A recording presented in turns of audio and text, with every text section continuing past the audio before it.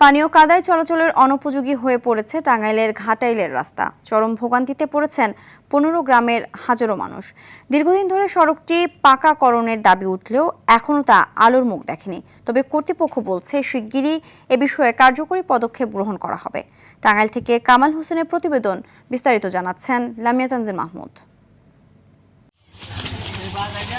টাঙ্গাইলের ঘাটাইলের ফরিদাহাটা থেকে সালিয়াবহ পর্যন্ত প্রায় 2 কিলোমিটার রাস্তাটিকে গলার কাটা হিসেবে দেখছেন স্থানীয়রা।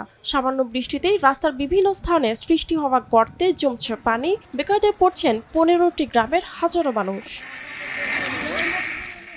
গর্তে পড়ে প্রায় দুর্ঘটনার শিকার হচ্ছে মোটরসাইকেল, অটোরিকশা ও অন্যান্য যানবাহন। অসুস্থ কাউকে দ্রুত হাসপাতালে নেওয়াও কঠিন হয়ে পড়ছে। জরুরি সময়ে অ্যাম্বুলেন্স সহ অন্যান্য যানবাহন চলাচলে দেখা দেয় নানা প্রতিবন্ধকতা। ছোটখাটো দুর্ঘটনা প্রায়ই ঘটে থাকে। বিভিন্ন বাচ্চারা বিভিন্নভাবে বিভিন্ন গাড়ি নিয়ে যখন যাতায়াত করে, সাইকেল, মোটরসাইকেল, অনেকেই এখানে দুর্ঘটনার শিকার হয়। 30-40 বছর ধরে এই রাস্তায় ভোগান্তি।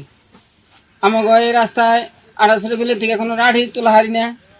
জায়গায় জায়গায় গাড়ি গুড়ি ফাইসা জায়গা, ডাইবা জায়গা, গাড়ি গুড়ি চালাইয়া খাই গরিব মানুষ। 10 টাকা কামাই করে খামু, এই রাস্তাঘাটের জন্য কামাই করে খাইতে পারি না। রাস্তাটি পরিদর্শন করে ঊর্ধ্বতন কর্তৃপক্ষের কাছে প্রস্তাব পাঠানো হবে বলে জানান এলজিইডি কর্তৃপক্ষ।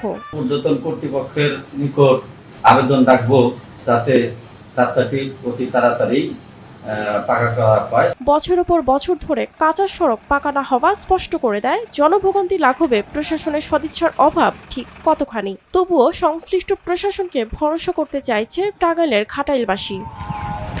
লামিয়া তানজিল মাহমুদ, RTV।